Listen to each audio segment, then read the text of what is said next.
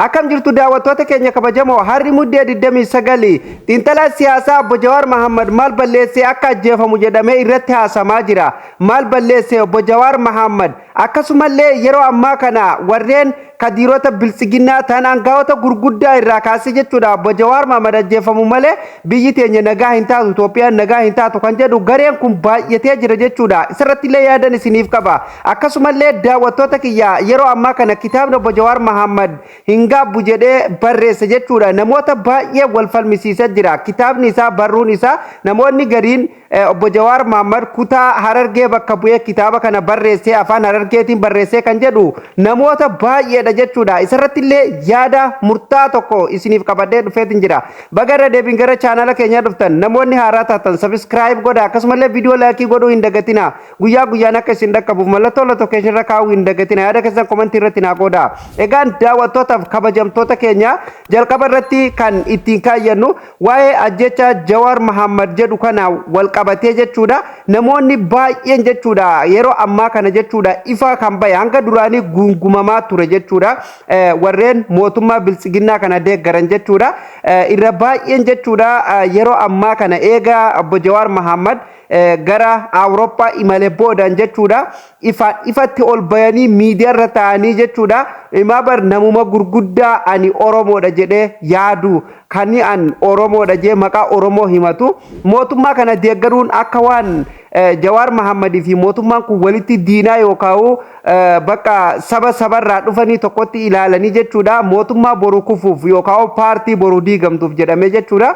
Ilma namarratti du'a murteessuun ilma namarratti waan hin fakkaanne murteessuun hedduu namatti ulfaata jechuudha. Viidiyoo sanillee seenaaf ol kaayannee jirra. Namoonni waan akkanaa kana keessafuu warreen mootummaa deeggartan jechuudha. Mootummaa deeggaruun baay'isa weebar osoo murtii du'a hayyoota Oromoo irratti illee hin raawwatin yookaan hin ajajin waan tokko osoo hin balleessin deeggaruu ni dandeessa. Mootummaa kamiyyuu paartii siyaasaa deeggaruu ni dandeessa. Mootummaas deeggaruu ni dandeessa. Of wallaala keessanii fi akkaataa namni ittiin jiraatu wallaala fi beekumsa dhabuutu jechuudha. Qaama tokko gadi buusee qaama tokko ol si baasisiisaa jechuudha. Si galee kanaaf obbo Jawaar Mohaammed yeroo ammaa kana haala bareedaa ta'een jechuudha. Haala gaarii ta'een saba isaalleetiif sagalee ta'a. Akkasumallee kitaaba isaallee akka ajaa'ibatti gurguraa jira hawaasa isaa keessatti jechuudha. Jaalala guddaa fi akkasumallee dinqisiifannaa guddaa fudhatama guddaa hawaasa isaa hawaasa bal'aa hawaasa jaalatamaa hawaasa kabajaa hawaasa sabuuf beekuu fi hawaasa aadaa qabu hawaasa bal'aa Oromoo irraa namni dhalate obbo Jawaar Mohaammed kan jedhamu jechuudha. Asumaan gaa Jawaar Mohaammed miti jedhee jira maqaan kiyya Jawaar Siraaj jedhee jira jechuudha. Mohaammed akaakoo isaati jechuudha. Asumaan baradhaa kitaaba isaa keessatti argee ani hin ufillee hin dubbifne yaa'u namuma dubbisirraan arge jechuudha. Nu bira hin geenye inshallah nu bira ni gajeeyyaadha. Egaan daawwattoota kiyya kanaafuu Jawaar Siraaj Mohaammed jechuudha. Seenaa isaa hawaasa keessa babal'isee jaalatamummaa guddaa waan argateef jechuudha. Seenaa isaa namoonni baay'een kun hin dinqisiifata kun immoo gammachuun jechuudha. Inuma kan uf wallaalee eega kitaaba san bitate jechuudha. Anuma jedhee yeroo kudhan irra deebi'ee uf gaafataa jirutu yeroo jechuudha. Haasinni yookaan miqanyaan kan argaa namaa hin dandeenye kan Oromoon akka qaroomtu hin barbaanne kan Oromoo seenaa ofii akka barreeffatee lafa kaattu hin barbaanne kan hayyoota Oromoo ijaan arguu hin barbaanne jechuudha. Oromoo keessa taa'ee kan Oromoo nyaataa tureetu har'a obbo Jawaar Mohaammed iddoo isaan jiran iddoo kalee waliin turan sanitti isaan dhiisee bira darbee waan argameef kaanii jechuudha. Obbo Jawaar Mohaammed ajjeefamuu qaba. Obbo Jawaar Mohaammed ajjeefamuu malee Itoophiyaan nagaa hin taatu jedhanii jechuudha. Waan akkanaa kana labsan jechuudha. Akkamitti namni waan akkanaa waan hayyuu goota sabni kun qabu saba qofaa miti barbajamoon obbo Jawaar Siraaj Mohaammed jechuudha. Oromoo qofaa fi miti jechuudha. Namni kun badhaasa rabbiin jaarraa 21 kana keessa sabaaf sablammoota Itoophiyaa keessa jiraatu hundaaf kenne jechuudha.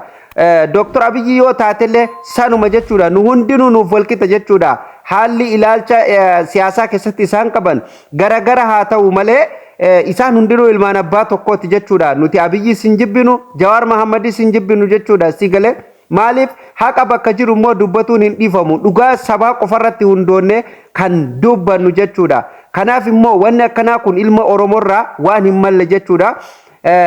keessafu yoo viidiyoon kiyya kun akka carraa ta'ee namoota guruppii gara telegiraamaatiin ijaarranii eenyuun akka durfamtu hundallee irra dhaqqabeetiin jira na harkallee geessan jira an guruppii san keessan jira akkasitti quba qabaadha akka raayyaa abbaa mancaa baanu jechuudha guruppii isin hiitanii gama telegiraamaatiin obbo Jawaar Mohaammed akka ajjeefamuuf akkasumallee yeroo inni kitaaba eebbisuuf deemu biyyoota inni kitaaba keessatti eebbisuuf deemu keessatti kashlabboota akka keessanii jaaraa jirtan hundumtuu jechuudha daatan keessan guututti obbo Jawaar Mohaammed harkallee galee jira akkasumallee eegdota Jawaar Mohaammed security isaanii harkallee galee jira hin rakkatina jechuudha garee kana kan dursee waan kana lafarratti jaaree garee kana jaaree waan akkana kana uume daawwattoota kiyya maqaa isallee isiniif saaxila Mustafaa Jaarraa namni jedhamu jechuudha telegiraama irratti guruppii nama 6,000 wayi qabdu ijaareeti jechuudha kan inni yeroo ammaa kana obbo Jawaar Mohaammed ajjeefamuu qaba biyyoota Awurooppaa keessatti yeroo deemee bakka inni kitaaba eebbisutti akka nama suuraa waliin ka'u yookaan akka nama isaaf yaadu isa faarsaa isa dhaadhessa itti dhiyaannee waan tokko godhuu qabnaa akkasumallee biyyi keenya nagaa hin taatu uummanni illee nu harkaa yaa'ee Dr. Abiyyi harkaa hubanii yaa'ee jira uummanni kaabaa kibbaan buqqa'ee jala deemutti jira haala kanaan yoo kan itti fufuu ta'e paartiin teenya lafatti hafuuf deemti waan jedhamu jechuudha achi keessatti dubbatamaa jira ani guruppii san keessan jira jechuudha akkasitti quba qabaadha amma ani eenyu maqaa kamiin akka guruppii san keessa jirullee nan beektan jechuudha hincitii meebi amma bor hincitii san dhoffatu yookaan waan san ukkaamsuuf yaaluu maltan garuu viidiyoo isaa guutuu narka ani viidiyoo guutuu iskiriin riikoordii godheetiin jira jechuudha kanaaf waan akkanaa kanarraa nama kashlabbee gadhee innuu dubbatee jira obbo Jawaar Mohaammed jechuudha addaqqee yookaan kashlabbee akka kanaan sabni guddaan kun maqaan hin baduu jedhee jira jechuudha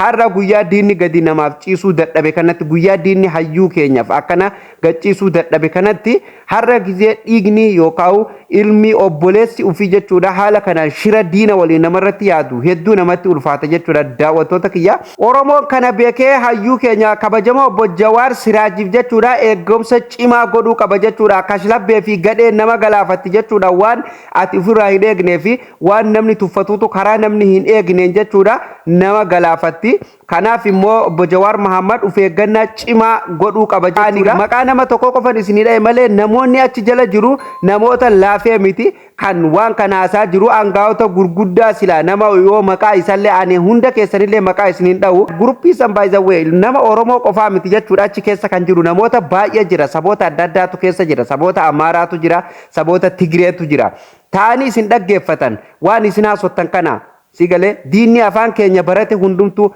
kan barreessu afaan Oromooti qubii afaan Oromootiin barreessa kan dubbatu afaan Oromooti taa'ee si dhaggeeffata sigalee edaan isaanoo akkana wali jiranii akkana wal nyaatu jiranii waan jedhamu duraanuu Oromomaan cabsanii kanaaf immoo mootummaa boru kufuuf mootummaa aangoo umrii isaa qabatee hin teenyeef jettanii jechuudha obboleessa keessan irratti qaanfadha wallaahi qaanfadha xiqqoo mallee qaanfadha keessafuu ilmaan arsee xiqqoo mallee qaanfadha wallaahi xiqqoo mallee qaanfadha ilmaan arsee keessattuu maaliifin isiniin jedhe beektanii ijoolleen keenya qaqqaaliin sikkoo fi mandoo qulqulluun dammarra xaliilaa bishaanirra xaliilaa warreen onnee sibiilaa sigalee sanyiin leenjisoo diiggaa faan ni jiran sanyiin waaqoo guutuu faan ni jiran jechuudha gadhee akka Mustafaa Jaarraa kanaa miti jechuudha sigalee kanaaf waan akkanaa kanarraa yoo of duuba deebitee taa'ee of dhaqqabi kana ta'uu baannaan tarkaanfii guddaatu sirratti fudhatamuuf deema jechuudha.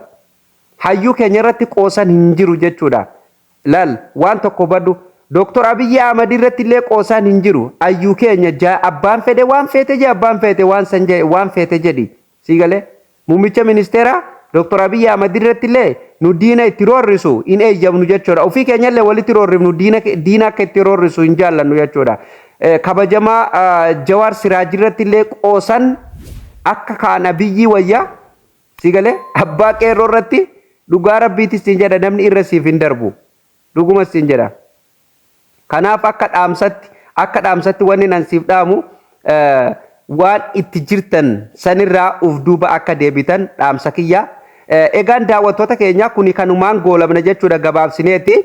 Dabalataan qubeen afaan Oromoo kan obbo Jawaar Siraaj Mahammad kitaaba isaa Hingaabu jedhe keessatti barreesse keessatti bal'inaan kan barreeffameen afaan jechuun afaan Oromoo qulqulluun barreeffame jechuudha. Hayyichi Diiman afaan Oromoo qulqulluun barreesse garuu kanuma immoo warreen waan ittiin nama cabsan barbaadan warreen gara ittiin nama cabsan barbaadan maal jedhani afaan Harargeetiin barreesse afaan gandaatiin barreesse yookaan afaan kutaa tokko qofa bakka bu'ee barreesse kan jedhu social media kanarratti hedduun arga jechuudha. Inumaa iskiriishuut godhanii jechuudha gara feesbuukaatiin gama tiktaakiin kan oofan argaatiin jira jechuudha. Xiqqoo mallee saalfadha ilmaan Oromoo. Gaafa hayyuun keessan ol ka'ee waa barreessu gaafa hayyuun keessan ol ka'ee waan tokko seenaa takka dalagee lafa isiniif kaa'u waan akkanaa kanaan hamilee cabsuun xiqqoo mallee isinittiin ulfaatu sheemiin isinin qabu. Jechuun silaa addaqqeen safuu beettii miti safuu fi kabajaa maaliif beettii miti addaqqeeni. Kanaaf obbo Jawaar Mahammad afaan Oromoo qulqulluu afaan saba guddaa afaan Oromootiin kan inni kitaaba isaa guutuutti barreesse. Mee dursa waan afaanii san ilaalu osoo hin taane qabiyyee kitaaba sanii dubbisaati baradha. Yeroo san booda waaqee qulleef fiiga. Nama kitaabaa miti.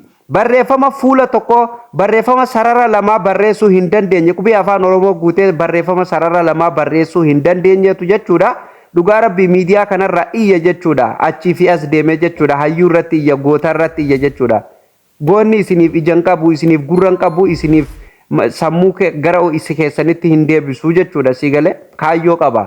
Kaayyoo isaatiif halkanii guyyaa rafee bula rafee hirriba ofii dhabaa bula jechuudha. Akkasitti hubadhaa. Kabajamaan Jawaar Siraaj Mahammad afaan Oromoo qulqulluun kan kitaaba isaa barreesse nuti afaan Wallaggaatiin barreesse afaan kutaa Arsiitiin barreesse afaan kutaa Jimmaatiin barreesse kan barbaadamu afaan Oromoo qulqulluu seera qabeessa ta'e afaan Oromoo giddugaleessa ta'e jechuudha. Kan namoonni hundinuu giddugaleessa yeroon jedhu kan namoonni hundinuu irraa qooda fudhatuu danda'u akkasumallee namoonni hundinuu beekuu danda'u giddugala godhatee kan inni barreesseen hundinuu kan inni filate hundumtu nuuf tahaa jechuudha. Harargeen barreesse Arsiin barreesse hundi afaan Oromooti.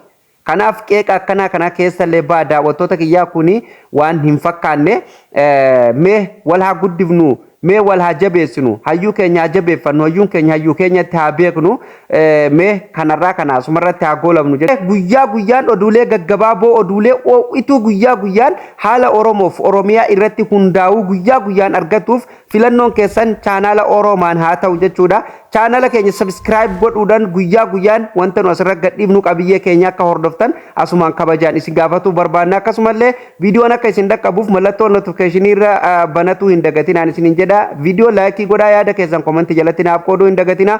Qophiileen keenya kan hafan itti fufu kanarraaf qaban asumarratti goolabamaa qophii itti aanu hamma walitti deebinutti nagaa ta'a.